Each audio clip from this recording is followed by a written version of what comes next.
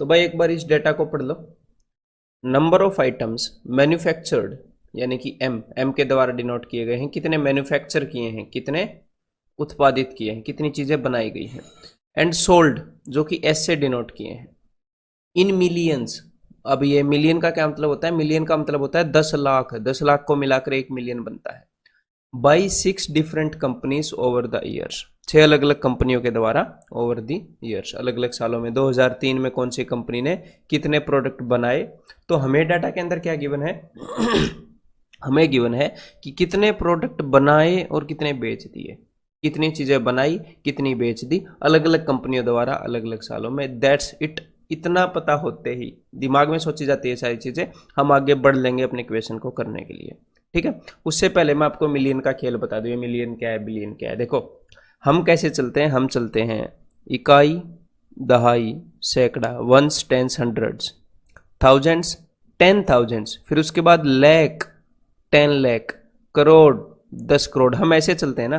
तो हम क्या करते हैं, एक बार 3 के बाद पॉइंट लगाते हैं, 3 के बाद कोमा लगाते हैं, वंस, टेंस, हंड्रेड, फिर 1000, 10,000, 2 के बाद पॉइंट कोमा लगाते हैं, फिर लैख, 10 लाख, 2 के बाद फिर करोड़, 10 करोड़। मतलब हमारा टेंस वाला सिस्टम है, दो दो की पेयरिंग वाला सिस्टम है। लेकिन ये जो मिलियन वाला सिस्टम है, इसमें क्या है, इसमें मेरे भाई 3 3 के बाद वाला ही सिस्टम है, ये वाला, ये वाला। समझ गए? 3 के बाद कोमा लगाया, फिर 3 के बाद कोमा लगाया, फिर 3 के बाद कोमा लगाया। तो जब ये 3 के बाद कोमा लगाया तो ये हो गया अपना 1 मिलियन। जब फिर से 3 के बाद कोमा लगाया, देखो ये 1 2 3, यहां पर भी 3 है, ये हो गया अपना 1 बिलियन। ठीक है, तो आगे से आप इसको भूलोगे नहीं, ये समझ गए? इसमें हर एक के बाद 3 3 के बाद लग रहा है। तो 1 मिलियन, देखो इकाई, दहाई, सैकड़ा, हजार, 10,000, लाख। ठीक है, और उसके बाद एक और आएगा, मतलब इकाई, दहाई, सैकड़ा, हजार, 10,000, लाख, 10 लाख। ठीक है, ये हो गया 1 मिलियन। जब दो बार ये 3 3 के ग्रुप आ गए, और इसी तरह यहां पर ये, यहां पर एक और जीरो आएगी और 3 के बाद लग के ये। तो अब ये क्या हो जाएगा, ये हो जाएगा 1 बिलियन। ये तो 1 मिलियन कितना हो गया, 1 मिलियन हो गया जी 10 लाख। क्लियर है? इकाई, दहाई, सैकड़ा, हजार, 10,000, लाख, 10 लाख। ठीक है, ऐसे ही 1 बिलियन, वो 3 जीरो और लग जाएंगे उसके अंदर। देन वैसे 1 मिलियन, मिलियन सब्सक्राइबर्स की खुशी होती है यूट्यूब पे, वो 10 लाख होते हैं, 1 मिलियन होते हैं, ऐसे भी आप याद रख सकते हो। ठीक है, तो चलिए क्वेश्चंस को करना स्टार्ट करते हैं। What is the respective ratio of total number of items sold by company A over all the years. Company A ने सारे सालों में कितने बेचे। ठीक है, 2003, 2004, 2005, इन सारे सालों में कंपनी ए ने कितने बेचे, मतलब कि इन सारे का सम। ठीक है, इसका और किसका ratio, what is the respective ratio पूछा है, over all the years together to those sold by company D over all the years. और कंपनी डी ने सारे सालों में कितने बेचे, इन दोनों का रेशियो। तो जब भी इस तरह का क्वेश्चन आए, जनरली क्या होता है, स्टूडेंट को ये लगता है, भाई ऑफलाइन में काफ़ी पढ़ा है मैंने तो, कि मतलब थोड़े से इस चीज़ से बचते हैं कि अरे सर इसमें कैलकुलेशन है। लेकिन कभी ये बहुत छोटी सी कैलकुलेशन है, और कभी भी जमा, घटा, गुणा, इनसे बचो मत। इनसे बचोगे, बचने की आदत हो जाती है। ठीक है, एग्जाम में भी बचते हैं, और जिस चीज़ से आप बचते हो, जिसको जानबूझ के डिफिकल्ट बना देते हो, वो एग्जाम में आपको मात देती है कहीं ना कहीं, आपके माइंडसेट को, अरे यार फिर से कैलकुलेटिव, ऐसे डाउन करती है। ये कोई बड़ी बात नहीं है। देखो अभी जोड़कर देख लेते हैं। एक तो हमने सिर्फ रेशियो निकालना है, तो मैं इस पॉइंट को भूल जाता हूँ ऐसे केसेस में। हर एक में एक एक के बाद पॉइंट है, एंड में भी एक के बाद पॉइंट होएगा, तो मैं पॉइंट को भूल जाता हूँ। अब मैं वैसे ही जोड़ रहा हूँ। देखो सबसे पहले टेंस प्लेस को जोड़ूंगा। 5 और 6 11, 3 14 और 10, 5 और 5 10 होता है, 24 और 6 30, तो ये हो गया जी 300। 300 क्यों, मैंने 30 जोड़ा था, ये टेंस प्लेस पे है, तो मैंने एक और जीरो लगा दी, क्योंकि 50 और 60 जोड़ रहे थे। 3 और 2 5 और 1 6 और 10 16 और 2 18, तो ये हो गया 318। देखो कोई कैलकुलेशन नहीं है इनमें। और अगर ये 3 3 वाले भी होते, 153, 262, 731, तो भी कोई बात नहीं है, एक और रो ऐड करनी पड़ जाती बस। 5 और ये आप स्क्रीन से जोड़ सकते हो, आपके कंप्यूटर की स्क्रीन से, मैं भी स्क्रीन से जोड़ रहा हूँ। ठीक है, तो इनको लिखने की भी जरूरत नहीं है। 5 और 5 10, 4 और 4 8 होता है, 10 और 8 18, 18 और 11 29, 290। ठीक है, 2 और 7 9 और 5 14 और 8 22 और 1 23, तो इसके अंदर 23 जोड़ोगे तो 10 इसको दोगे तो 313, तो ये हो गया जी 313। तो रेशियो क्या आ गया 318 रेशियो 313। तो भाई यहाँ पर 313 318 है, तो पहले कंपनी किसका पूछा है, कंपनी ए का, तो कंपनी ए का तो यही है, यानी कि एक्चुअल आंसर 318 313 है, ये नहीं है, तो आंसर क्या हो जाएगा ऑप्शन ई। ठीक है। Total number of items not sold by company B over the years together. तो जो कंपनी बी ने जो आइटम बेचे नहीं, तो हमें यह पता है कि कंपनी ने आइटम कितने बनाए कितने बेचे, तो बीच में कितने बनाए उनमें से कितने बेच दिए तो इसमें से ये घटाएंगे तो ये पता लग जाएगा कितने नहीं बेचे, नॉट सोल्ड कितने हैं। ठीक है। तो वो जो चीज है total number of items not sold by company B over all the years, तो कंपनी बी के जितने भी बनाए, देखो आप दो काम कर सकते हो। एक तो आप ऐसे देख सकते हो कि भाई 2003 के अंदर इतने आइटम्स बनाए थे, इतने आइटम्स बेचे थे, तो इसमें से ये घटा दो नॉट सोल्ड आ जाएंगे, इसमें से ये घटा दो नॉट सोल्ड आ जाएंगे। एक तो आप हर एक को ऐसे सब्ट्रैक्ट कर सकते हो, ठीक है, और उसके बाद यहाँ पर जो भी आएगा उसको ऐड कर सकते हो कि हर साल में इतने इतने आइटम बच गए थे, नहीं बेचे गए थे, क्योंकि इतने बनाए हैं इतने बेचे हैं, जितने नहीं बेचे गए थे उनको ऐड कर सकते हो। या फिर आप ये देख सकते हो कि ओवरऑल इतने आइटम्स मैन्युफैक्चर हुए हैं सारे सालों में, और ओवरऑल इतने आइटम्स बेच दिए गए हैं, तो इन दोनों के सम में से इसको घटा सकते हो, और फिर इज इक्वल टू जो भी आएगा वो सारे सालों का सम आ जाएगा। अपनी मर्जी है, मैं ऐसे प्रेफर करता हूँ बार बार घटाने से, क्योंकि जमा करना मेरे को फास्ट लगता है, ऐड करना फास्ट लगता है। ठीक है। तो total items not sold by company B is approximately what percent of total number of items manufactured by it all over the years together. तो जो भी इसने नहीं सोल्ड किए हैं, नहीं बेचे हैं, वो कितने परसेंट है जितने इसने मैन्युफैक्चर किए उसका। तो देखो अभी थोड़ी देर में पता लगा लेते हैं। देखो 7 और 7 14, टेंस प्लेस वालों को मैं जोड़ रहा हूँ और पॉइंट को मैं इग्नोर करता हूँ, सिर्फ परसेंटेज निकालनी है ना, एक चीज दूसरे की कितनी परसेंट है। तो 7 और 7 14 और 6 20, 20 और 16, 8 और 8 16 होता है 36, 36 और 8 44, तो ये हो गया 440। 3 और 9 12 और 9 21 और 3 24 और 2 26, तो ये हो गया 466। तो कितने टोटल मैन्युफैक्चर किए 466। क्लियर है भाई। कितने बेच दिए वो देख लेते हैं। 6 और 6 12, 4 16, 16 और 10 26, 26 और 6 32। ठीक है। 6 और 2 8 और 8 16 और 3 19 और 9 28 और 1 29, इसमें 29 ऐड करोगे तो ये हो जाएगा 349। तो भाई ये क्या है, ये है सोल्ड 349, लेकिन हमें क्या चाहिए, हमें चाहिए नॉट सोल्ड, तो नॉट सोल्ड निकाल लेते हैं। और एक और काम आप कर सकते थे कि ये जो सोल्ड हैं, ये जो सोल्ड हैं ये कितने परसेंटेज हैं ये आप निकाल लो। सोल्ड जो है वो कितने परसेंट है मैन्युफैक्चर्ड के। मान लो ये जो सोल्ड है फॉर एग्जांपल ये 35% निकले, या मान लो ये 30% निकले कि भाई 30% बेच दिए, तो नॉट सोल्ड 70% हो जाएंगे। ऐसे भी कर सकते हो, ऐसे घटा के करने की भी जरूरत नहीं है। ठीक है। हाँ, मैं इसलिए घटा रहा हूँ कि मैं बड़ी वैल्यू करना नहीं चाहता, इसमें से घटाऊंगा, छोटी वैल्यू आएगी तो मैं छोटी का परसेंटेज इजीली निकाल लूंगा। ठीक है। तो देखो 16 में से 9 गए, 7 5 में 4 गए 1, 4 में 3 गए 1, तो 117 आइटम्स नहीं बेचे। और यहाँ पर ये पॉइंट्स वगैरह हैं इनको हम कंसिडर नहीं कर रहे, क्योंकि सिर्फ परसेंटेज निकालनी है कि एक वैल्यू दूसरे की कितनी परसेंटेज है। तो अब देखो ये साफ साफ दिख रहा है कि ऊपर जो 117 है ये 100 का 4 गुना क्या है 400, और 17 का 4 गुना क्या होता है 17 इंटू 4 68 होता है। तो ऊपर वाले का अगर 4 गुना करोगे तो 468 बनेगा, तो नीचे वाला 466 है, तो इसमें ज्यादा कुछ फर्क है नहीं।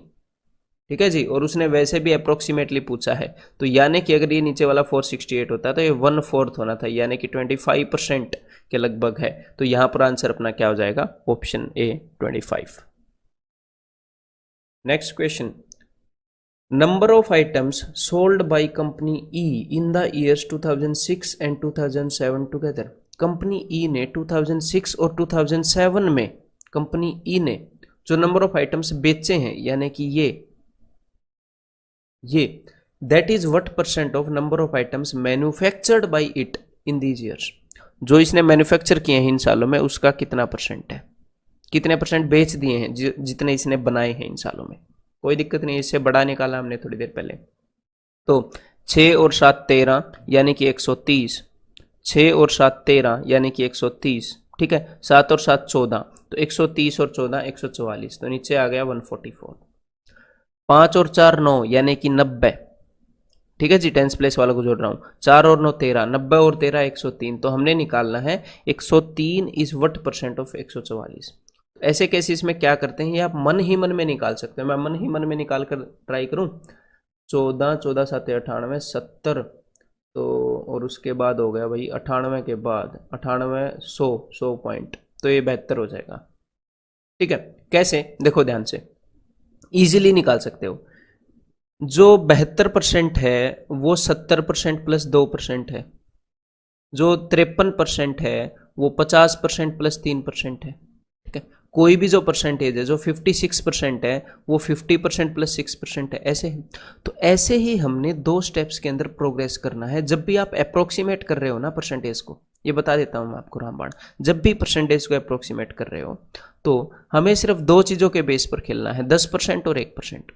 देखो 25% के बेस पर खेल सकते हो। जो भी परसेंटेज आपको जल्दी निकालनी आती हैं, 25%, 50%, ठीक है, 5%, उन सब का आप यूज करेंगे हम कॉमन सेंस से जहां पर भी यूज होगा। जनरली मैक्सिमम केसेस में 10% और 1% से काम चल जाएगा। कैसे, मैं देखता हूं कि हमने यही देखना है ना कि ऊपर वाली वैल्यू नीचे वाली का कितना परसेंटेज है। तो नीचे वाली जो वैल्यू है इसके कितने परसेंट ऊपर वाली में आ गए हैं। तो नीचे वाली का 10% कितना है, इसका 10% है 14.4।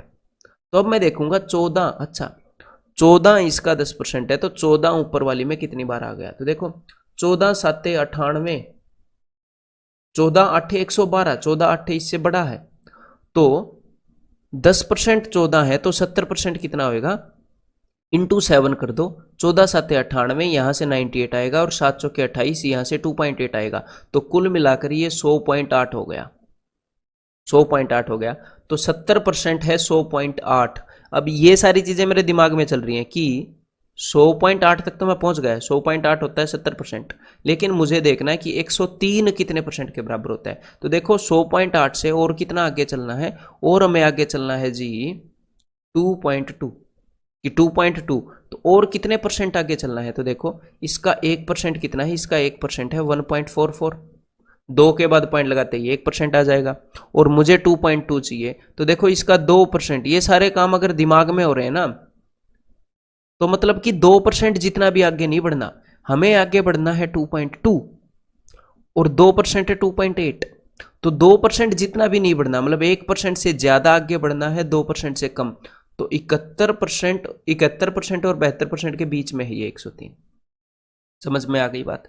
तो इसके आप प्रैक्टिस कैसे कर सकते हो, रैंडम वैल्यूज लो, 105/176 कुछ भी, 273/713 रैंडम वैल्यूज लो। ठीक है, 4-5 दिन करना है आपने ये काम, रोज 5-5 6-6 वैल्यूज का निकालना है।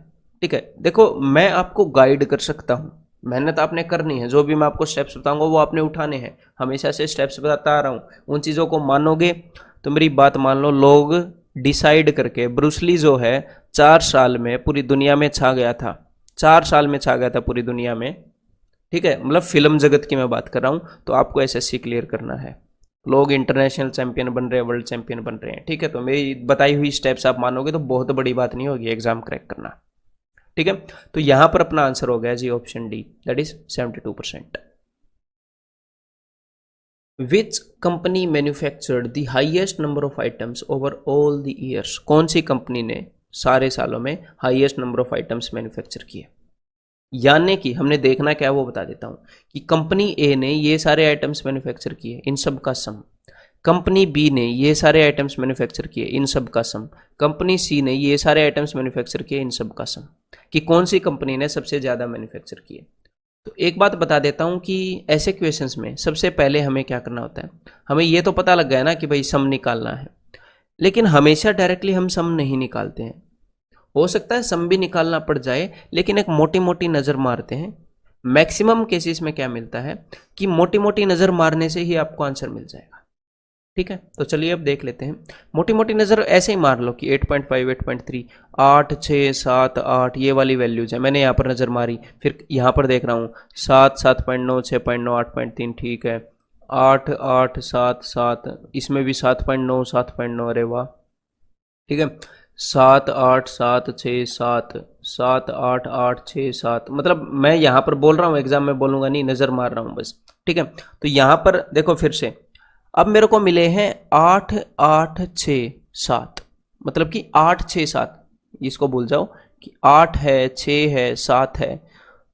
आपसे ऐसे क्वेश्चन भी पूछे जाते हैं, कई स्टूडेंट्स के मार्क्स दिए जाते हैं कि कौन से स्टूडेंट ने हाईएस्ट मार्क्स लिए, तो वहां पर भी आप ऐसे ही अंदाजा लगाते हो मोटा मोटा देखकर कि कौन से स्टूडेंट के हाईएस्ट मार्क्स हैं। तो देखो हम क्या करेंगे, हमारे पास दो चीजें हैं।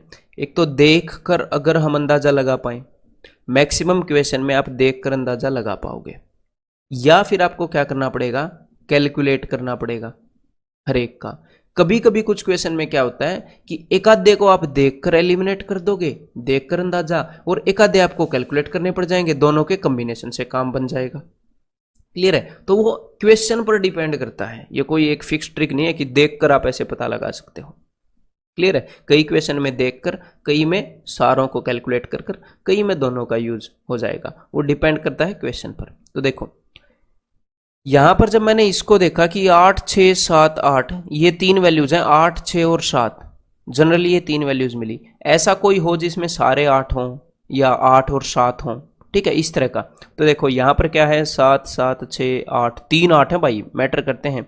यहां पर देखो सिर्फ 2 8 हैं, लेकिन मेरी बात को ध्यान से सुनो, ये 7.8 है, ये 7.9 है, ये 7.9 है, ये सारे 8 के बराबर हैं, ये सारे 8 के बराबर हैं। मतलब इनको एक एक दो दो पॉइंट दोगे तो सारे 8 के बिल्कुल ही पास हैं, और ये 7.6 भी 8 के पास है। तो ये एक मेजर चीज है, आपके दिमाग में आया होगा कि ये हो सकता है। क्लियर है? तो यहां पर मैंने क्या किया, देखो मैं आपको ये बताना चाहता हूं कि मान लो ये जो 7.6 है, यहां से मैंने 2 पॉइंट इसको दे दिए, 1 पॉइंट इसको दे दिया, 1 इसको दे दिया, तो 2 और मतलब कि 0.2 0.1 0.1, तो 2 और 1 3 और 1 4, 4 पॉइंट गए, तो ये सारे 8 बन गए। ये सारे क्या बन गए, ये सारे बन गए 8, और यहां से 4 दिए 7.2। मतलब कि ये सी ऐसा है जिसमें 5 8 है और एक 7.2 है। मतलब सारे के सारे को 8 बनाने के बाद भी एक 7 हमारे पास अवेलेबल है। यहां पर अब आप बाकियों में देखोगे कि अगर मैं इन सारों को 8 बना दूंगा, इसको इसको इसको इसको इसको, तो हमारे पास 6 अवेलेबल होगा, यहां पर 7 अवेलेबल है। तो इसका तो सवाल ही पैदा नहीं हो रहा। समझ रहे हो? तो एक्चुअल कैलकुलेट करने के बजाय आप ऐसे एलिमिनेट भी कर सकते हो, और अगर दिल करे, आपके पास टाइम है, तो एक्चुअल कैलकुलेट भी कर सकते हो। तो मैं बाकी आगे बढ़ रहा हूं कि भाई यहां पर है 8.3 7.8 7.9 7.6। तो अब मुझे एक बात पता है कि देखो मेरे पास सिर्फ एक 8 है, मोटा मोटा मैं देख रहा हूं कि अगर इस 6.8 से मैं इसको इसको इसको और इसको अगर मैं 8 बना दूं, इन सारों को 8 मैं बना भी दूंगा 6.8 से कुछ कुछ दे दे के, तो यहां पर 6 पॉइंट समथिंग बचेगा या 5 पॉइंट समथिंग बचेगा। अगर मैंने ज्यादा दे दिया तो 7.2 बच रहा है यहां पर सबको 8 बना के, तो ये भी नहीं है आसपास, ये भी लीग में नहीं है। समझ रहे हो? यहां पर 8 8 8 है, अगर मैं इस 6.9 से इनको 8 8 बनाऊंगा, इसको भी 8 बनाऊंगा, इसको भी 8 बनाऊंगा, तो भी ये 6 पॉइंट समथिंग बचेगा। समझ रहे हो? ये भी लीग में नहीं होएगा। आगे देखते हैं ई 7.5 8.0 8.5 6.7 7.7 7.9। तो यहां पर भी अगर मैं इससे इसको बनाऊंगा, इसको बनाऊंगा, इसको बनाऊंगा, ये ऑलरेडी बना हुआ है, ठीक है। या फिर आप एक और काम कर सकते हो, बात को ध्यान से सुनिएगा कि 8.5 का ये जो 5 है, इस 5 से मैं इसको 5 दे दूं मान लो, तो ये तीनों 8 बन गए। फिर 6.7 से इसको 8 बना दूं, इसको 8 बना दूं, फिर भी ये 6 पॉइंट समथिंग रहा ना। मेरी बात को समझ रहे हो? यहां पर सारे 8 बनने के बाद एक बंदा 7.2 बचा है, ये भी लीग में नहीं है। यहां पर देखो, यहां पर 8 8.2 8.7 6। अब आप बोलोगे कि 6.5 से इसको 8 बना दूं, इसको 8 बना दूं, इन सबको 8 बना दिया, फिर यहां पर 6.5 है, तो ये भी नहीं है। लेकिन यहां पर क्या गड़बड़ है, यहां पर देखो, यहां पर मैंने 8.0 8.8 और सबको 8 8 8 बनाया था, यहां पर 8 से भी आगे पहुंच चुकी है बात, 8.7 8.2 8.4, मतलब 8 से आगे बात है, 8.4 8.2, सिर्फ 8 नहीं है ये। तो ये 0.7, अगर आप ये 0.2 इसको दोगे तो ये भी 8 हो गया, ये भी 8 हो गया। अगर यहां से 0.2 इसको दोगे तो ये 8.2 हो गया, ये भी 8 हो गया, ये सारे 8 बन गए। और ये 0.7 इसको दे दोगे, ये भी 7.2 हो गया। तो यहां पर आपको एफ और ये अपना जो सी है इनको कैलकुलेट करना पड़ेगा। तो ये चीजें मैंने आपको बताई हैं, तो ये में भी काफी लेंदी लगी हों, और कुछ क्वेश्चन में ये जो कैलकुलेशन है कभी कभी लेंदी आ भी जाती है, आपको रियलिटी पता होनी चाहिए, ये आ भी जाती है। ठीक है, तो अब हम क्या करेंगे भाई, सी और एफ में गड़बड़ बैठ रही है, तो मैं एक बार इनको कैलकुलेट करूंगा। तो 8 और 8, अब मैं क्या करूंगा, देखो 1 2 3 4, 4 तो ये 7 हैं, और इसको भी मैंने 7 मान लिया, इसको भी 7, तो 1 2 3 4 5 6, 7 6 के 42, लेकिन मैंने इनको 7 मान लिया था ना, 7 एक्चुअल में ये 8 है, तो 1 और 1 2, 2 कम मान लिया था, तो ये हो गया 44, मतलब कि 440। 1 और 8 9, और 9 18, और 9 27, और 6 33, तो ये हो गया 473। अभी देख लेते हैं, मतलब 47.3 हो गया एक्चुअल में देखें तो, मैं सिर्फ कंपेयर करना चाह रहा हूँ। देन यहाँ पर 7 और 7 14, और 8 थी 24, 14 और 24 38, 38 और 6 44, यानी कि 440। 8 और 8 16, और 4 20, 20 और 9 29, 29 और 5 34, तो ये कितना हो गया 474। बहुत थोड़ा सा फर्क है जी, 473 47.4, तो यहाँ पर अपना आंसर आ गया ऑप्शन सी एफ। क्लियर है। तो कभी कभी टाइम टेकिंग क्वेश्चन, मतलब ये छोटा सा काम करना था, चीज़ों को जोड़ना था, कभी कभी ऐसे क्वेश्चन भी टाइम टेकिंग हो जाते हैं। अब ऐसा क्वेश्चन जो आपको आता है, ऐसा तो कोई भी बच्चा एसएससी सीजीएल में नहीं बैठेगा जिसको जोड़ना ना आता हो। तो ऐसा क्वेश्चन जो आपको आता है लेकिन आपको लग रहा है टाइम लेगा, उसको आप मार्क रिव्यू करके आगे बढ़ सकते हैं, और पहले उन सारे क्वेश्चंस को करें जो टाइम नहीं ले रहे हैं और आते हैं, उसके बाद उनको करें। ठीक है। What is the number of items not sold by company C in the year 2003? 2003 में कंपनी सी ने कितने आइटम्स नहीं बेचे? तो देखो 2003 में कंपनी सी ने इतने आइटम बनाए, इतने आइटम बेच दिए, तो कितने नहीं बेचे? 8 में से 6 गए, 2। और ये सारा मामला किस में है? ये सारा मामला है मिलियंस में, और मिलियन के आगे मैंने आपको क्या बताया था? ये वाला 3 3 के बाद ये हो जाएगा जिसमें 6 जीरो है। या फिर अगर आप इसको ऐसे ना देखना चाहें, ऐसे ना याद रखना पाए, तो एक सिंपल सा तरीका बताऊं, आप ऐसे चला करो। देखो 2 मिलियन है, 1 मिलियन का मतलब क्या है? 10 लाख, तो 2 मिलियन का मतलब 20 लाख। तो अब ये चीज़ क्या है? ये चीज़ है लाखों में, लाखों में ना। लाखों को अगर हजारों में बदलना हो, यानी कि 1 लाख में कितने हजार होते हैं? 1 लाख में होते हैं 100,000, 100,000। तो अगर लैक्स को थाउजेंड्स में बदलना हो, लाखों को हजारों में बदलना हो, तो 2 जीरो लगा देते हैं। अब ये जो भी मामला आएगा ये थाउजेंड्स में है, और थाउजेंड्स के आगे कितनी जीरो लगती हैं? 3 जीरो लगती हैं। ठीक है, देखो यही हो गया ऑप्शन बी। मतलब कि कभी भी आपको ऐसे है कि भाई 3.5 करोड़ ये लिखना है, आपको ऑप्शंस में देखना है, तो इकाई दहाई करने की जरूरत नहीं है, इकाई दहाई भी कर सकते हो। देखो कि ये 3.5 करोड़ है, करोड़ को अगर लैक्स में बदलना है, ये करोड़ है, इसको बदलना है हमने लैक्स में, तो 2 जीरो लगाएंगे ना। 1 करोड़ में 100 लाख होते हैं, तो एक तो पॉइंट हट गया, 1 जीरो लग गई, तो अब ये लाखों में हो गया, बातें लाखों में चल रही हैं। अब इसको हजारों में करना हो तो ये लो भाई 2 जीरो, अब बातें हजारों में चल रही है, अब हजार के आगे तो 3 जीरो लगती हैं, ये हो गया 3.5 करोड़। देन ये हो गया, तो अब अगला क्वेश्चन करते हैं, एक बार इसका डेटा पढ़ दो। The prices of 3 different fruits per kg in different cities। कि भाई अलग अलग शहर में, जालंधर में, दिल्ली में, चंडीगढ़ में 3 अलग अलग फ्रूट हैं, उनके रेट। कोई भी एक डाटा पॉइंट पढ़ के देख लो कि इसका क्या मतलब है। इसका मतलब है ये ब्लू ब्लू है ना, इसका मतलब है एप्पल का जो रेट है वो दिल्ली में 130 रुपये है। मतलब हमें डाटा पढ़ना आ गया कि अलग अलग शहर में फ्रूट्स के क्या रेट हैं, क्या दाम है, ये बताए गए हैं। तो चलो अब क्वेश्चन को सॉल्व करना स्टार्ट करते हैं।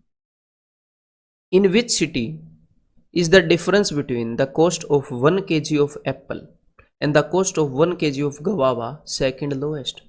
कौन से शहर के अंदर 1 किलो एप्पल और 1 किलो गवावा अमरूद की कॉस्ट सेकंड लोएस्ट है? लोएस्ट नहीं, सेकंड लोएस्ट। तो पहले तो लोएस्ट निकालनी पड़ेगी। तो देखो एप्पल को रिप्रेजेंट करती है ब्लू लाइन, और गवावा को रिप्रेजेंट करती है ये ऑरेंज लाइन। ठीक है, तो ब्लू लाइन और ऑरेंज लाइन के बीच में डिफरेंस कम कब होगा? जब ये दोनों एक दूसरे के पास आ जाएंगे। ठीक है, तो लाइन ग्राफ का यही मतलब है। अगर यही चीज टेबल में गिवन होती तो हमें कैलकुलेट करनी पड़ती। अब लाइन ग्राफ में हम देख लेंगे ना, देखो ये एप्पल है, ये गवावा है। तो इन दोनों के बीच में बहुत ज़्यादा डिफरेंस है इनके रेट में। हमें एक्चुअल में कैलकुलेट करने की जरूरत नहीं है, जलंधर आंसर नहीं है। तो देखो दिल्ली में काफ़ी पास पास हैं और चंडीगढ़ में आप देख पा रहे हो इनसे थोड़े से ज़्यादा दूर है। अगर आप ऐसे विजुअली देख पा रहे हो तो बढ़िया है। अदरवाइज मैं कैसे देखता हूँ, मैं ऐसे देखता हूँ कि ये देखो, ये 1 यूनिट है, ये जो 2 हॉरिजॉन्टल लाइन है इनके बीच में 1 यूनिट है, फिर उसके ऊपर हाफ यूनिट है, उसके ऊपर हाफ यूनिट है, यानी कि 2 यूनिट्स का फर्क है। और यहाँ पर 1 यूनिट, 2 यूनिट, 3 यूनिट का फर्क है। तो यहाँ पर भी नहीं। सबसे पहले मैं लोवेस्ट निकाल रहा हूँ, ठीक है। तो ये में भी हो सकती है। देन यहाँ पर half unit, 1 unit, 2 unit, half unit, सीधा सीधा वैसे तो विजुअली हम देख पा रहे हैं बहुत ज़्यादा गैप है इनमें इसके कंपैरिजन में, ठीक है। देन एक ये रही। तो देखो सबसे लोवेस्ट जो इनके बीच में जो डिफरेंस है एप्पल एंड गवावा में, वो ग्राफ को देखते ही हमें पता लग रहा है कि रोपड़ के अंदर है सबसे लोवेस्ट। एप्पल और गवावा के रेट के बीच में डिफरेंस सबसे एक दूसरे के पास है। और उसके बाद हमें तो निकालना है ना सेकंड लोवेस्ट, तो उसके बाद जो डिफरेंस है कम, वो दिल्ली के अंदर है। यानी कि सेकंड लोवेस्ट निकालना है तो वो अपना आंसर हो गया ऑप्शन बी, दिल्ली। अगर आप इनके प्राइसेस का डिफरेंस भी निकालोगे तो उसमें भी ज़्यादा टाइम नहीं लगेगा, लेकिन मैं आपको ऐसे निकालने के लिए नहीं बोलूँगा। क्यों नहीं बोलूँगा? ये लाइन ग्राफ का मतलब ही ये है। हालांकि इस क्वेश्चन में आप जल्दी निकाल लोगे, डिफरेंस निकालोगे, लेकिन और कई क्वेश्चन होते हैं जहां पर इस क्वालिटी को हमने यूज करना होता है जो कैलकुलेशन बचाएगी। ठीक है जी, हाँ, तो ये चीज़ें यूज करना सीख लो।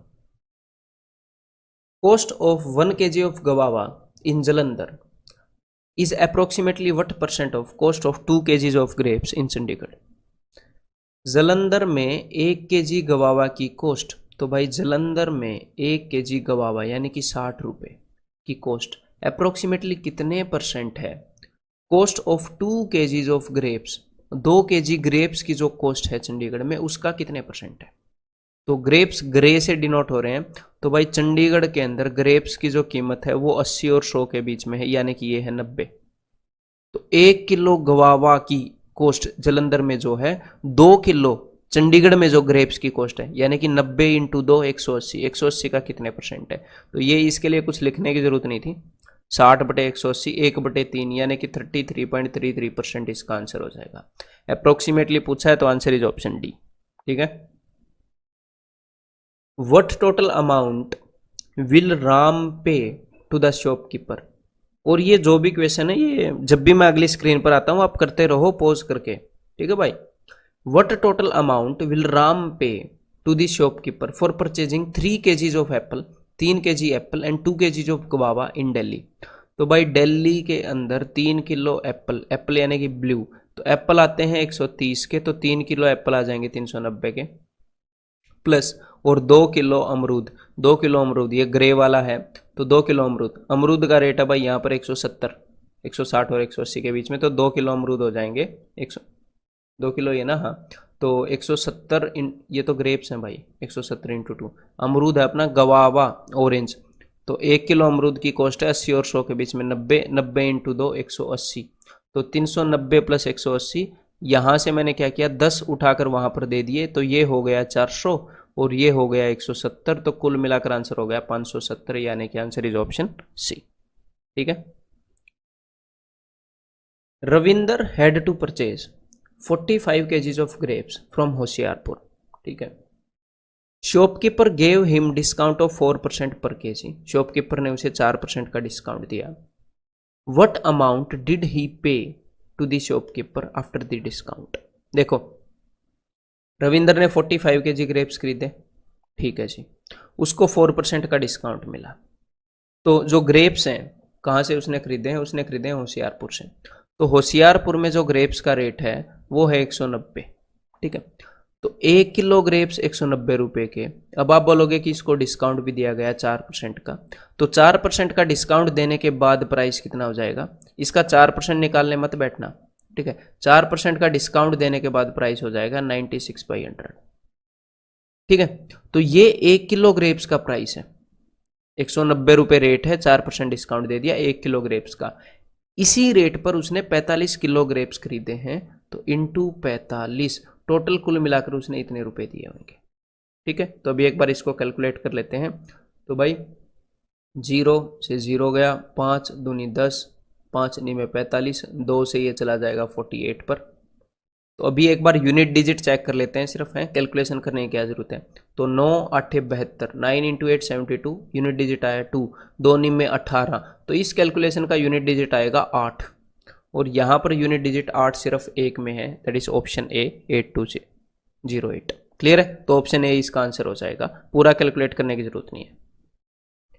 What is the ratio between cost of 1 kg of apple from Ropar, Ropar से 1 kg एप्पल, तो भाई रोपड़ से 1 kg एप्पल कितने के हैं, 40 के, 40 के बीच में रेशियो।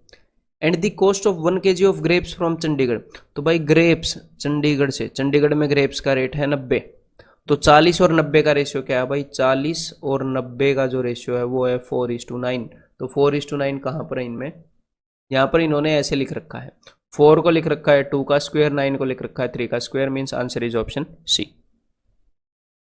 अब अगला क्वेश्चन फिर से लाइन ग्राफ के ऊपर बेस्ड, तो एक बार डेटा को पढ़ लेते हैं क्या है। देखो, annual turnover of companies A and B both during the years in lakh rupees, तो दो कंपनीज है हमारे सामने, कंपनी ए और कंपनी बी, इनका एनुअल टर्नओवर कितना है ये इन्होंने बताया है। तो देखो, अब मैं आपको सारी चीजें बताता हूँ कि टर्नओवर वगैरह क्या होता है। देखो, मान लो एक कंपनी जो है एक चीज बनाती है, एक प्रोडक्ट बनाती है, ठीक है, तो कंपनी ने 100 रुपये लगाए किसी प्रोडक्ट को बनाने में, तो ये जो 100 रुपये लगाए हैं कंपनी ने अपनी जेब से खर्च किए हैं, उसके बाद कंपनी ने क्या किया, उसके बाद कंपनी ने उस प्रोडक्ट को 120 रुपये में बेच दिया। तो ये जो 100 रुपये कंपनी ने लगाए हैं, ये क्या है, ये है कंपनी का एक्सपेंस या कंपनी का एक्सपेंडिचर, क्लियर है, कंपनी का खर्चा है ये। तो कोई भी ऐसी टर्म, जैसे आपने प्रॉफिट एंड लॉस चैप्टर पढ़ा है, प्रॉफिट एंड लॉस के अंदर एक तो होता है कॉस्ट प्राइस। कॉस्ट प्राइस क्या होता है, जितने में वो आइटम पड़ा है दुकानदार को, दुकानदार ने अपनी जेब से कितने खर्चे हैं, तो इसी तरह से ये है कंपनी का कॉस्ट प्राइस, कंपनी को 100 रुपये लगाने पड़े टोटल उस आइटम को बनाने में, ठीक है। उसके बाद कंपनी ने उस आइटम को 120 रुपये में बेच दिया, तो ये है कंपनी का सेलिंग प्राइस, इतने में उसने बेच दिया। या फिर इसको आप क्या बोल सकते हो, इसको आप बोल सकते हो कि कंपनी का टर्नओवर, या फिर आप इसको बोल सकते हो कंपनी का रेवेन्यू, कभी कभी इसको बोला जाता है कंपनी की इनकम, कि टोटल इतने रुपए आ रहे हैं, ठीक है, कि भाई टर्नओवर कितने में बेच दिया, 120 रुपए में। तो जब कंपनियों की बात होगी तो बस ये चीजें लाखों में करोड़ों में हो जाएंगी और कोई फर्क नहीं होगा। तो इस चीज को ध्यान रखिएगा, कुछ ऐसे टर्म होंगे जो खर्चे की बात करेंगे, जो खर्चे की बात करेंगे वो रिप्रेजेंट करते हैं कॉस्ट प्राइस को, क्रय मूल्य को, इतना खर्चा हुआ कंपनी का। कुछ ऐसे टर्म होंगे टर्नओवर, रेवेन्यू, इनकम, ठीक है, वो रिप्रेजेंट करेंगे सेलिंग प्राइस को, कि इतने में चीजें बेची गई हैं, विक्रय मूल्य को। और कुछ ऐसे टर्म होंगे जो रिप्रेजेंट करेंगे कि भाई कंपनी का इतना प्रॉफिट हुआ, तो यहां पर कंपनी का प्रॉफिट कितना हुआ, 20 रुपए का, ये कंपनी का जो फायदा है, ठीक है। तो यहां पर हमें बताया गया है कंपनी का सिर्फ टर्नओवर, ठीक है, टर्नओवर बताया गया है, यानी कि ये वाली चीज बताई गई है कि ओवरऑल कितने रुपए कंपनी ने मतलब कहीं ना कहीं से कमा लिए हैं। तो देखो भाई, क्लियर है, तो यहां पर आप इन पॉइंट्स को पढ़ सकते हो कि 1997 के अंदर कंपनी बी का जो टर्नओवर है वो 400 लाख है, ठीक है, हम इजीली पढ़ सकते हैं। तो बस कुछ कंपनियों का टर्नओवर दिया है, दो कंपनियों का अलग अलग सालों में, अभी करते हैं क्वेश्चंस को। What is the percentage increase in turnover of company A from year 2000 to 2001, company A के टर्नओवर में कितने परसेंट इंक्रीज है साल 2000 से लेकर 2001 में। तो 2000 के अंदर कंपनी ए का जो टर्नओवर है वो है जी 300, और 2001 के अंदर जो कंपनी का टर्नओवर है वो है जी 500, तो कितने परसेंट की इंक्रीमेंट होगी, तो 300 से 500 चला गया, टोटल इंक्रीमेंट हो गया जी 200 का। तो 200 का इंक्रीमेंट 300 पर, तो ये तो डेफिनेटली मुझे पता आप देख कर बोल सकते थे, यहां पर कुछ लिखने की जरूरत नहीं थी। 66.66%, यानी कि 66 2/3, 1/3 को क्लिक मत कर देना, ये भी ध्यान रखना, कभी कभी स्टूडेंट ये भी गलती करते हैं। 66 के आगे आगे भी 66 है, तो ये 66 2/3 है, 66 1/3 क्या होगा, 66.33%, इसको हम बोलेंगे 66 1/3, क्योंकि 33.33 ये 1/3 होता है। अगर यहाँ पर हो 33.66 तो ये हो जाएगा 33 2/3। क्लियर है? 0.66 के लिए 2/3 बेसिक बात है। What is the percentage increase in total turnover of both companies taken together from year 1997 to 1998? कि भाई परसेंटेज इंक्रीज कितना है किस चीज में? Total turnover of both companies, दोनों कंपनियों का जो टोटल टर्नओवर है उसमें कितने परसेंट इंक्रीज है। ठीक है, taken together from year 1997 to 1998, कि 1997 में जो दोनों कंपनियों का टोटल टर्नओवर था और 1998 में जो था उसमें कितने परसेंट का इंक्रीमेंट है। ठीक है, चलो अभी देख लेते हैं। तो 1997 में यहाँ पर ये है 400 और यहाँ पर नीचे वाले कंपनी का टर्नओवर है 200, तो कुल मिलाकर कितना हो गया जी? 600। और 1998 में यहाँ पर ये है 400, ठीक है, ये 400 और यहाँ पर ये है जी 300, तो कुल टोटल टर्नओवर कितना हो गया? टोटल टर्नओवर हो गया जी 700। तो 1997 में दोनों कंपनियों का टर्नओवर 600 था, बाद में 700 हो गया, तो कितना बढ़ गया? 100 बढ़ गया। कितने पर? 600 पर। तो 100 का इंक्रीमेंट 600 पर, यानी कि 1/6, यानी कि 16.66%। तो यानी कि आंसर क्या हो गया? 16 2/3। 16.66 16 2/3 होता है, बताया ना। 16 1/3 क्या होगा? 16 1/3 होगा 16.33। तो यहां पर आंसर हो गया option A. What is the difference between the average turnover of company A and B? Company A और कंपनी बी के एवरेज टर्नओवर के बीच में डिफरेंस कितना है? तो यहां पर ध्यान से मेरी बात को सुनिएगा। यहां पर हमें क्या निकालना है? यहां पर हमें निकालना है सिर्फ डिफरेंस।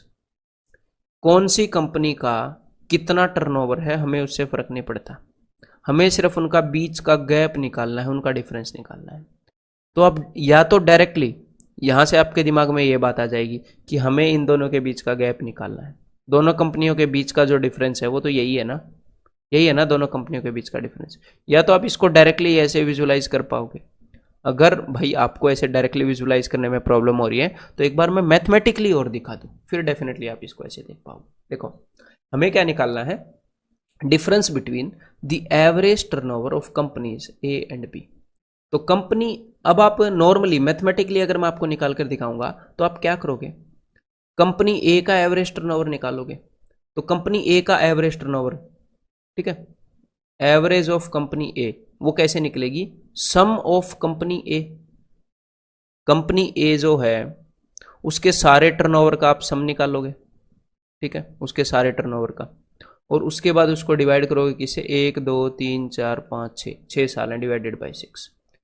और उसके बाद आप sum of turnover of company B का टर्नओवर निकालोगे, कंपनी बी वाली सारी वैल्यूज को जोड़ोगे और उसके बाद 6 से डिवाइड करोगे, तभी इनकी एवरेज आएगी।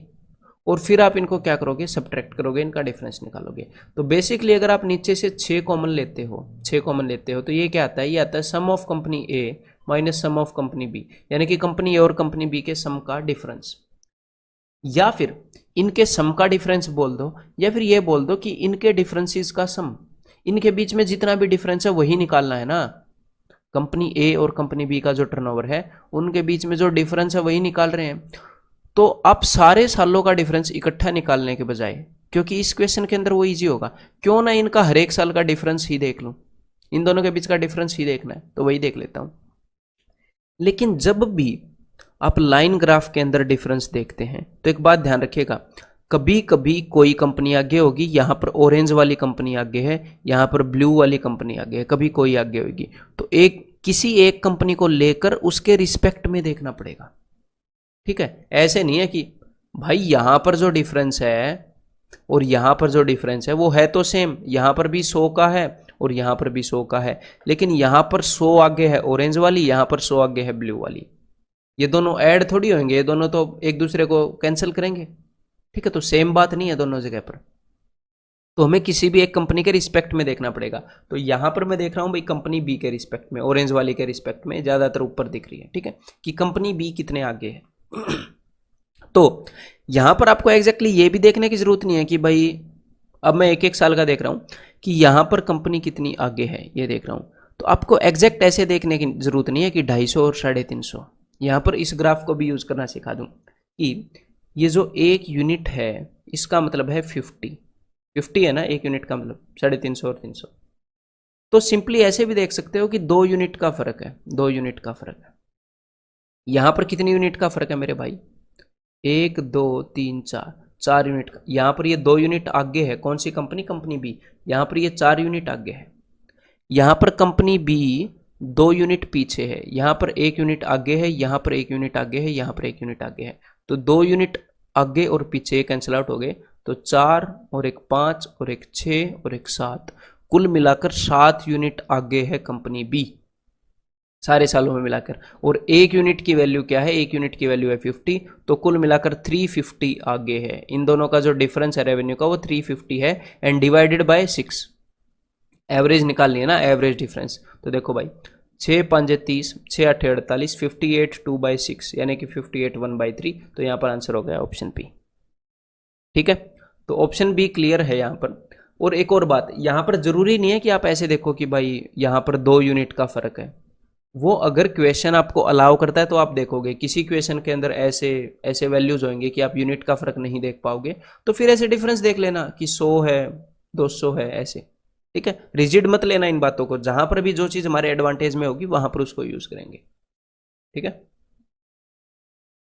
The turnover of company A in 1998 is approximately what percent of its total turnover in all the years? Company A का टर्नओवर 1998 में जो है, तो 1998 में कंपनी ए का टर्नओवर क्या है भाई? 400 है। तो that is what percent of, approximately what percent of its total turnover in all the years? इसका जो टोटल टर्नओवर है सारे सालों में, तो देख लेते हैं अभी। तो ये भाई 250 और 200 450, इन सबको मैं ऐड कर रहा हूँ। 450 और 400 850, 850 और 450 1300। ये कैसे ऐड किया? 850 और 450, मैंने 50 इसको दे दिया, मन ही मन में 900 और 400 1300 ऐसे। या फिर मैंने क्या किया, 800 और 400 1200 और उसके अलावा 100 बच गया 1300। कैसे भी आप मन ही मन में कर सकते हो। ठीक है, देन 1300 और 300 1600, 1600 और 500 2100। तो 2100 का कितना परसेंट है? 400, ये हमने बताना है। ठीक है, तो भाई जीरोज से जीरो गए, इंटू 100 करो एंड आंसर निकाल लो। बहुत ज़्यादा मुश्किल बात नहीं होएगी यहाँ पर। ठीक है, 21 से कम 21 बच गए 19, 21 में 89, तो बच गया भाई 11/21, तो 19 पॉइंट समथिंग अप्रोक्सीमेटली उसने बोला है, तो आंसर हो गया ऑप्शन ई। ठीक है, that is 20। What is the ratio between the turnover of both the companies together in the years 1996 and 1997 respectively? दोनों कंपनीज का जो टर्नओवर है 1996 और 1997, दोनों कंपनीज का जो टर्नओवर है जो 1996 में रहा है और जो 1997 में रहा है, उन दोनों वैल्यूज के बीच में रेशियो निकालना है। तो 1996 में दोनों कंपनीज का टर्नओवर कितना था? तो 1996 में 350 और 250, तो दोनों कंपनियों का टर्नओवर है भाई 600। और 1997 में 400 और 200 600, दोनों कंपनियों का टर्नओवर है 600, तो इन दोनों के बीच में रेशियो क्या आ गया? 1:1, यानी कि आंसर इज ऑप्शन सी। तो अभी नेक्स्ट सेट आ गया भाई, तो एक बार इस डेटा को एक बार पढ़ लेते हैं। ठीक है, ये जितने भी क्वेश्चन में मैं करवा रहा हूँ ये सारे इजी क्वेश्चंस हैं। ठीक है, लेकिन ये आपके करने जरूरी हैं। बेशक से आपने भाई आपको ये सारे निकल रहे हों, लेकिन करते रहो। पढ़ाई में कभी भी मैं जब आपको पढ़ाऊंगा आपका टाइम वेस्ट नहीं होएगा, उस टाइम को आप वेस्टेज में काउंट नहीं कर सकते, क्योंकि उसका कहीं ना कहीं यूज होगा, तो ही मैं वो चीजें करवा रहा हूँ। ये मैं क्यों बता रहा हूँ? क्योंकि क्वेश्चंस ईजी हैं। ठीक है, अगर ये अच्छे से कर पाओगे आगे धीरे धीरे लेवल बढ़ेगा, आप सारे क्वेश्चंस कर पाओगे। Number of students in thousands passing and Fehling in an entrance exam from 6 different cities. 6 अलग अलग शहरों से, ठीक है, उसने स्टूडेंट बताए हैं कि हर एक सिटी में कितने स्टूडेंट पास हो रहे हैं, कितने स्टूडेंट फेल हो रहे हैं। जैसे कि सिटी एल के अंदर अगर मैं देखूं तो ये ब्लू रिप्रेजेंट करती है, ब्लू बार, पासिंग को। ठीक है, तो सिटी एल के अंदर टोटल 30,000 स्टूडेंट पास हुए, 30,000 स्टूडेंट। और सिटी एल के अंदर जो फेलिंग स्टूडेंट हैं वो टोटल कितने हैं? देखो ये 20 और 25 के बीच में है, तो 22,500 स्टूडेंट फेल हुए। और एग्जामिनर ने एक और चीज बताई है कि total number of students in each city, हर एक शहर में जो टोटल नंबर ऑफ स्टूडेंट हैं, जो कुल छात्र हैं, that is equal to number of students passing and number of students failing. तो कुल स्टूडेंट हैं कि जितने भी स्टूडेंट पास हो रहे हैं और जितने भी स्टूडेंट फेल हो रहे हैं उनको ऐड करके, या तो बंदा पास होगा या फेल होगा, ये हमने अज्यूम किया, कंपार्टमेंट अज्यूम नहीं किया। ठीक है मेरे भाई। तो अगर CTL के टोटल स्टूडेंट आपने निकालने हैं तो इन दोनों को जोड़ दो, वो क्या हो जाएंगे 52,500। क्लियर है। ये डाटा हमें गिवन है कि हर एक सेल में कितने बंदे पास हुए, कितने बंदे फेल हुए, और उस सेल में टोटल कितने बंदे हैं, टोटल कितने स्टूडेंट हैं। ये डाटा हमारे पास गिवन है। अब हम क्वेश्चंस को करने के लिए आगे बढ़ते हैं। What is the respective ratio of number of students passing in entrance exam from CTM to those passing from CTQ। तो रेशियो क्या है, किस किस चीज का रेशियो, जितने स्टूडेंट CTM से पास हो रहे हैं उनका, टू दोज जितने CTQ से पास हो रहे हैं। बिल्कुल सिंपल क्वेश्चन है। CTM से कितने स्टूडेंट पास हो रहे हैं, CTM से स्टूडेंट पास हो रहे हैं भाई 20 और 25 के बीच में, यानी कि 22.5, यानी कि 22.5। ठीक है। और CTQ से कितने पास हो रहे हैं, CTQ से पास हो रहे हैं भाई 25 और 30 के बीच में। देखो तो 25 और 30 के बीच में ये अगर 5 का गैप है ना, देखो वैसे तो जनरली आप इसको जल्दी बता ही पाओगे, लेकिन अगर भाई कोई स्टूडेंट ना बता पाए, देखो ये गैप जो है ये 5 का गैप है, मुझे पता है ये वाली जो चीज़ है ये 25 है, ये वाली जो चीज़ है वो 30 है, तो ये एग्जैक्टली बीच में है। तो इस 5 को आधे आधे में डिवाइड कर दो, 2.5, तो ये 25 के बाद 2.5 ऊपर होएगा, तो 25 में 2.5 जोड़ोगे, 2.5 जोड़ोगे तो 27.5। ठीक है। तो इसका जितना भी गैप है उसका हाफ मैं इसको ऊपर इंक्रीमेंट कर रहा हूँ इसका, अगर ये आप इजीली ना निकाल पाओ तो। मतलब आपको 25 और 30 की एवरेज निकालने की कोई ज़रूरत नहीं है। कभी कभी स्टूडेंट इसको ऐसे करते हैं, 25 और 30 की एवरेज निकालते हैं, नहीं। जब आपको अगर ये 30 गिवन हो, ये 40 गिवन हो, तब भाग के 35 बोलते हो ना, तो हम 30 और 40 के एवरेज कहाँ निकाल रहे होते हैं, 70 जोड़कर हमने 2 से कहाँ डिवाइड किया। आपको पता है इन दोनों के बीच का गैप 10 है तो 5 ऊपर बढ़ा देते हो, ऐसे इन 2 के बीच का गैप 5 है तो 2.5 ऊपर बढ़ा दो, 2.5 ऊपर बढ़ा दो। ठीक है, वैसे ये बेसिक सी बात है। तो CTQ में जो स्टूडेंट पास हुए वो 27.5। तो भाई ये बेसिक से थाउजेंड्स में, वो हमने सिर्फ रेशियो निकालना है, तो कोई बड़ी बात नहीं है। 25 से डिवाइड कराऊँ मैं, पॉइंट्स को मैं भूल गया कि यहाँ पर लगे भी हैं। तो भाई 25 निम्न 225, 25 से कम 25, 25 से कम 25, तो यहाँ पर रेशियो हो गया 9:11 का, यानी answer is option B. What is the average number of students failing in the examination from CTL and M together. CTL और M से, दोनों से मिलाकर ऑन एन एवरेज कितने स्टूडेंट फेल हो रहे हैं। तो भाई CTL के अंदर कितने स्टूडेंट फेल हो रहे हैं, CTL के अंदर यहाँ पर है 22.5, और CTM के अंदर टोटल कितने हैं, M के अंदर फेल हो रहे हैं भाई 35। ठीक है।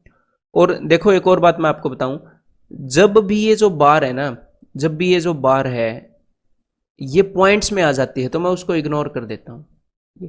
ये जो ऊपर 2.5 का जो एक्स्ट्रा रखा है, एक्स्ट्रा ये जो गट्ठा रखा है, जो जिसको मैंने कलर कर दिया है, इसके कारण कैलकुलेशन डिफिकल्ट होती है, तो उसको मैं अपनी कैलकुलेशन से अलग रखता हूं। मैं सिर्फ यहां तक का लेवल याद रखता हूं कि यहां तक का लेवल है 20, और उसके बाद उसके ऊपर 2.5 रखा है।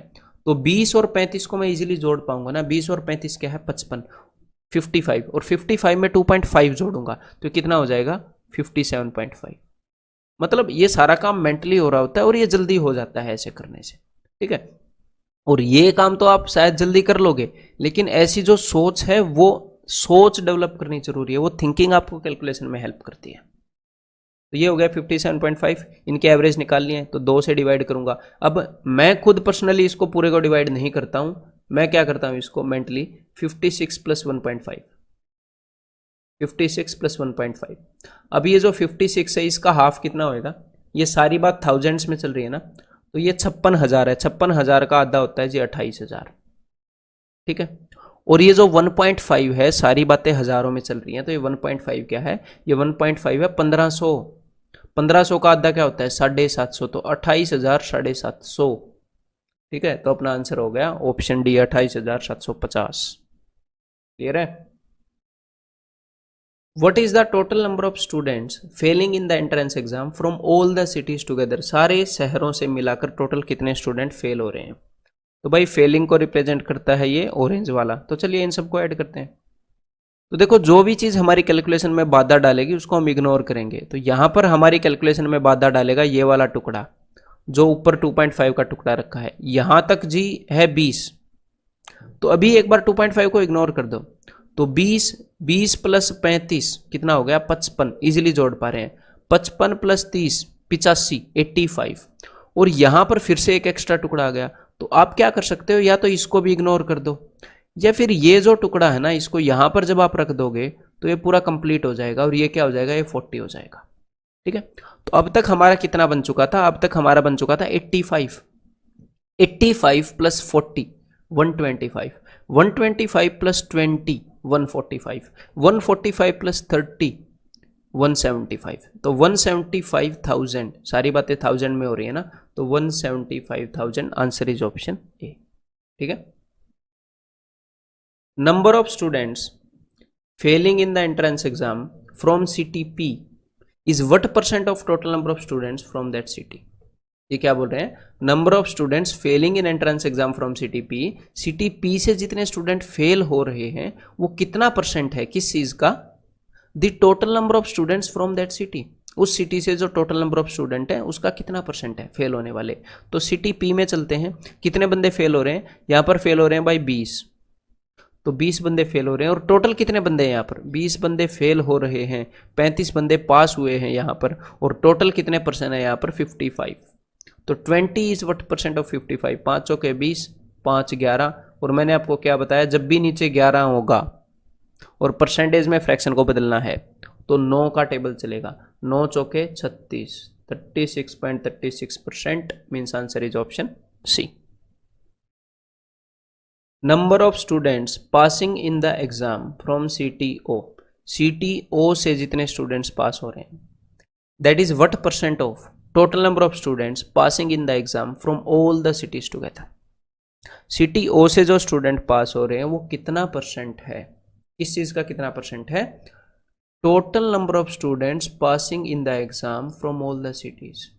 टोटल नंबर ऑफ स्टूडेंट्स जो एग्जाम में पास हो रहे हैं सारे शहरों से, उसका कितना परसेंट है। ठीक है, तो भाई ओ में पास हो रहे हैं, पासिंग वाले को रिप्रेजेंट करता है ब्लू, ओ में पास हो रहे हैं 25, तो ये जो 25 है ये कितने परसेंट है किस चीज का, जितने सारे शहरों से पास हो रहे हैं। तो एक बार वो भी कैलकुलेट कर लेते हैं।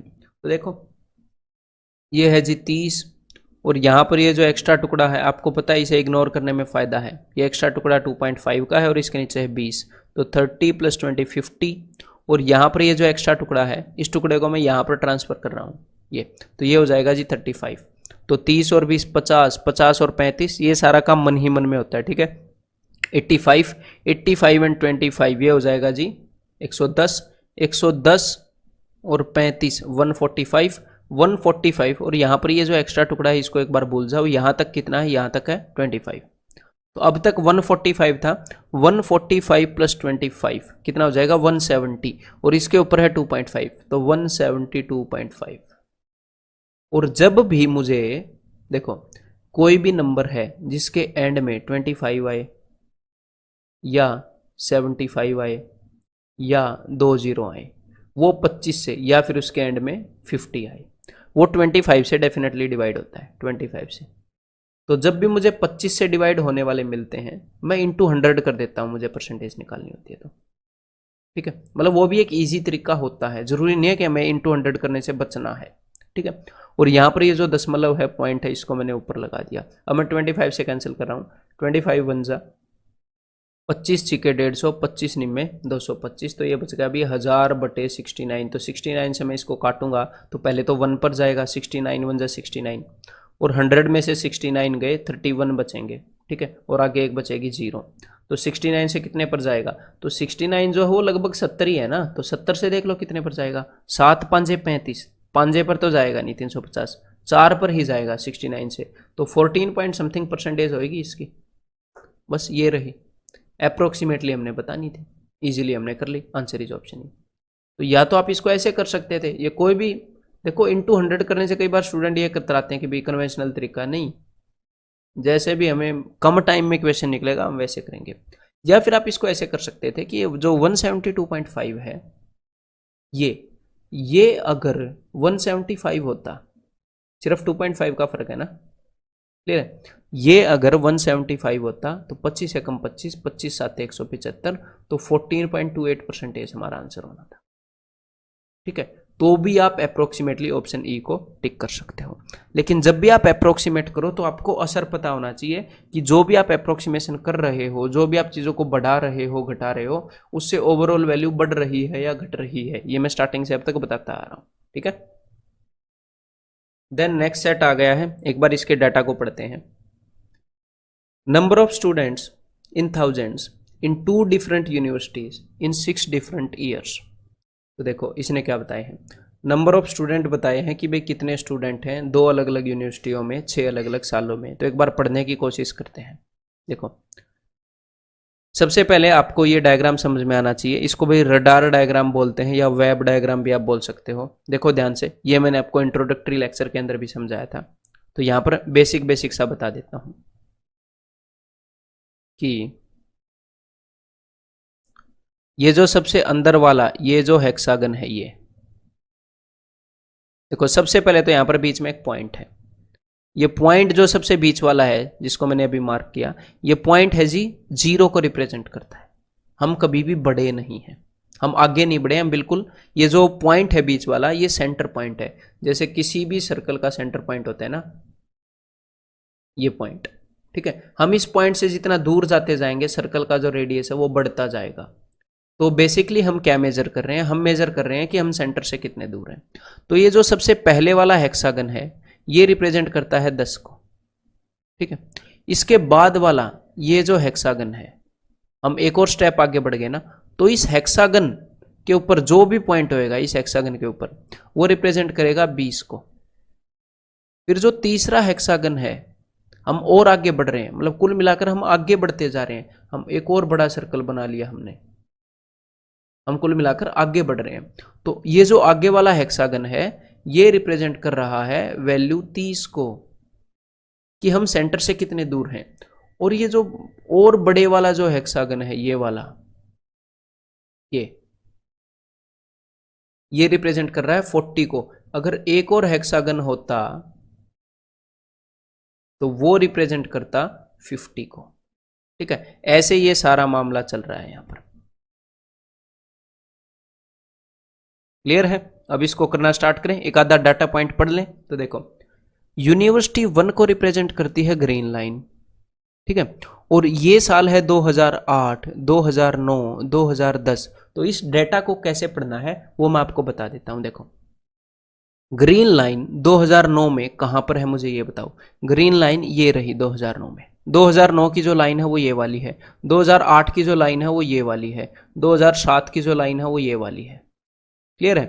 तो अब देखो 2009 के अंदर यूनिवर्सिटी 1 जो है वहां पर ग्रीन लाइन, यूनिवर्सिटी 1 की ग्रीन लाइन वो यहां पर है।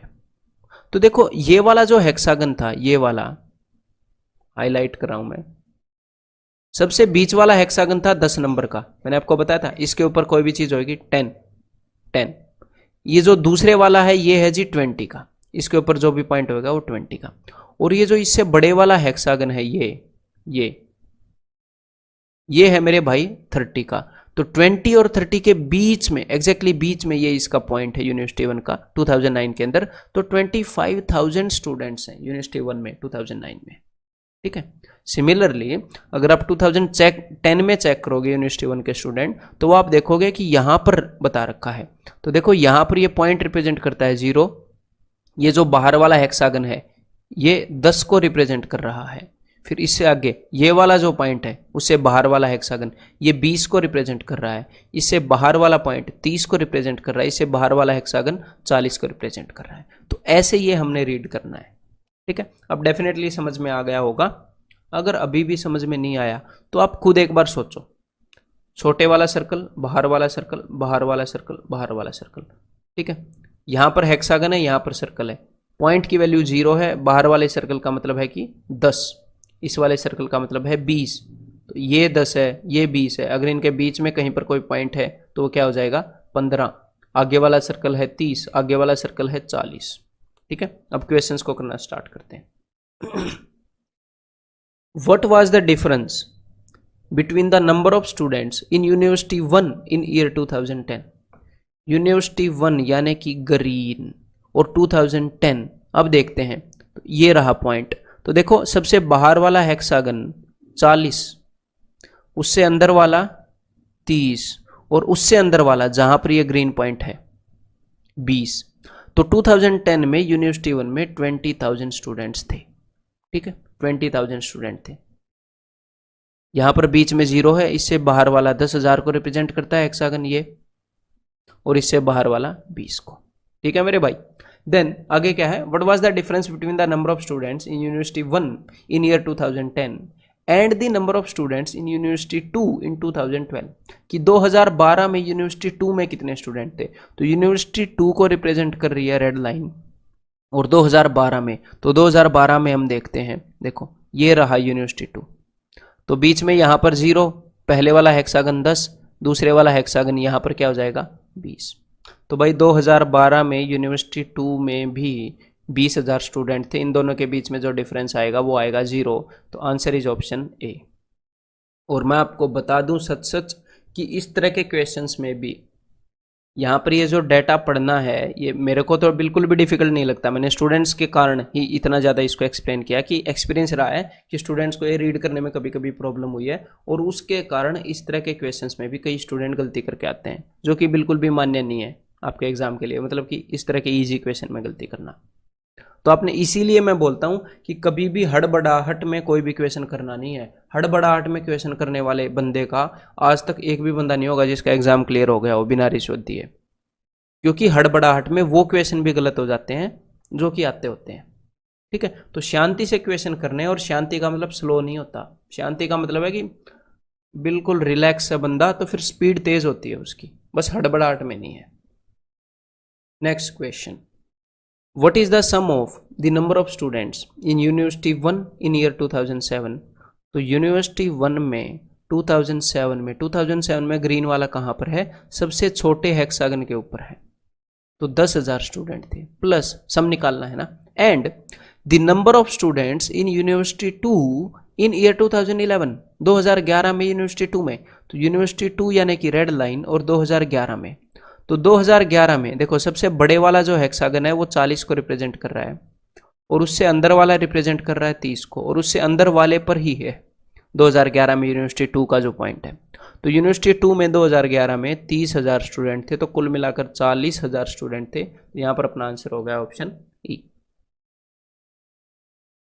If 25% of the students in the university 2 in the year 2010 were females, university 2 के अंदर 2010 के अंदर 25% स्टूडेंट जो थे वो फीमेल थे। ठीक है, what was the number of male student in university 2 in the same year.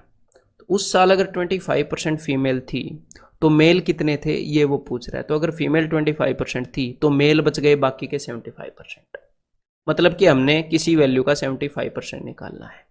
किस वैल्यू का, 2010 में जो यूनिवर्सिटी 2 में स्टूडेंट थे, तो यूनिवर्सिटी 2 में 2010 में रेड लाइन देखो कहां पर है, देखो ये जो अंदर वाला है हेक्सागन ये रिप्रेजेंट करता है 10,000 को, इसके बाहर वाला हेक्सागन रिप्रेजेंट करता है 20,000 को, और यहां पर ये जो पॉइंट है ये 10,000 और 20,000 के बीच में है, यानी कि 15,000 की बात है, 15 के। यूनिवर्सिटी 2 में 2010 में 15,000 स्टूडेंट थे, और हमें निकालना है इसका 3/4, 75% निकालना है ना, 75% मतलब 3/4, यानी कि 15×45/4 यानी कि 11.25। ठीक है, और ये जो बात है ये हजारों में है, हजारों में है ना स्टूडेंट्स, तो 11,250 स्टूडेंट है, यानी कि यहां पर आंसर क्या हो जाएगा option A. What was the percentage increase in the number of students in university 1 in year 2011 as compare to previous year. ये क्या बोल रहे हैं कि कितने प्रतिशत की इंक्रीमेंट हुई, कितने प्रतिशत की वृद्धि हुई छात्रों में यूनिवर्सिटी 1 के अंदर। 2011 में कितने परसेंट का इंक्रीमेंट हुआ as compare to previous year, पिछले साल के कंपैरिजन में। तो यानी कि 2011 में कितने बढ़ गए स्टूडेंट 2010 के कंपैरिजन में, यूनिवर्सिटी 1 की बात हो रही है। तो यूनिवर्सिटी 1 में 2010 में कितने स्टूडेंट थे, बाहर वाला हेक्सागन 40, अंदर वाला 30, उससे अंदर वाला 20, तो भाई 20,000 थे। और 2011 में जब आप देखोगे तो ये जो 20,000 वाला हेक्सागन है उसके और उससे अगले वाले हेक्सागन के बीच में है ये 20,000 और 30,000 वाले हेक्सागन के बीच में है, यानी कि कुल मिलाकर 25,000 स्टूडेंट थे। तो पहले 20,000 थे, फिर 25,000 थे, तो कितने बढ़ गए भाई? 5,000 बढ़ गए स्टूडेंट। 20,000 से 25,000 हो गए। 5,000 बढ़ गए कितने पर? 20,000 पर बढ़ गए ना। पहले 20,000 से 25 हो गए, तो 5,000 बढ़ गए 20,000 पर, यानी कि 1/4 बढ़ गए। 1/4 यानी कि 25%। सो यहां पर अपना आंसर हो जाएगा जी ऑप्शन डी। ठीक है, ये और बताओ जरा, in which year was the difference between the number of students in university 1 and number of students in university 2 highest? कौन से साल में जो यूनिवर्सिटी 1 और यूनिवर्सिटी 2 के जो स्टूडेंट हैं उनका डिफरेंस है वो हाईएस्ट है, उनका मतलब उनमें ज़्यादा से ज़्यादा फर्क है यूनिवर्सिटी 1 और यूनिवर्सिटी 2 के नंबर ऑफ स्टूडेंट्स में। तो ज़्यादा से ज़्यादा फर्क होगा तो यूनिवर्सिटी 1 और यूनिवर्सिटी 2 इनके जो पॉइंट्स हैं इनके बीच में ज़्यादा गैप होगा, इनके बीच में ज़्यादा गैप होगा, है ना। तो आप एक बार शांति से डायग्राम को देखो, बताओ कि लाल पॉइंट और हरे पॉइंट में सबसे ज़्यादा गैप कौन से साल में? एक बार नज़र मारो, यहाँ पर, यहाँ पर, यहाँ पर, कौन से साल में है? तो सीधा सीधा दिख रहा है सबसे ज़्यादा गैप 2012 में है। तो यहाँ पर आंसर क्या हो जाएगा? Option E. तो ये क्वेश्चन कभी भी कैलकुलेट करने के लिए नहीं होते लाइन ग्राफ के। यहाँ पर भी एक लाइन ग्राफ है एक रडार के अंदर, और जो लाइन ग्राफ मैंने बताया था एप्पल गवावा वाला, उनका डिफरेंस जो हमने देखा था, वो क्वेश्चन कभी भी कैलकुलेट करने के नज़रिए से नहीं पूछे जाते हैं। ठीक है, ऐसे आप देखो, थोड़ी सी कंसंट्रेशन से देखोगे इजीली बात बन जाएगी। 2012 में जो हरा पॉइंट है और लाल पॉइंट है एक दूसरे से सबसे ज़्यादा दूर है। अगर यहीं पर मैं आपसे लोएस्ट पूछूं कि यूनिवर्सिटी 1 और यूनिवर्सिटी 2 के जो नंबर ऑफ स्टूडेंट्स हैं उनके बीच में कम से कम डिफरेंस कब रहा, तो वो भी आप देख पाओगे। देखो यहाँ पर और यहाँ पर 5,000 का फर्क है सिर्फ दोनों में। तो उस केस में आंसर 2010 एंड 2011 हो जाना था।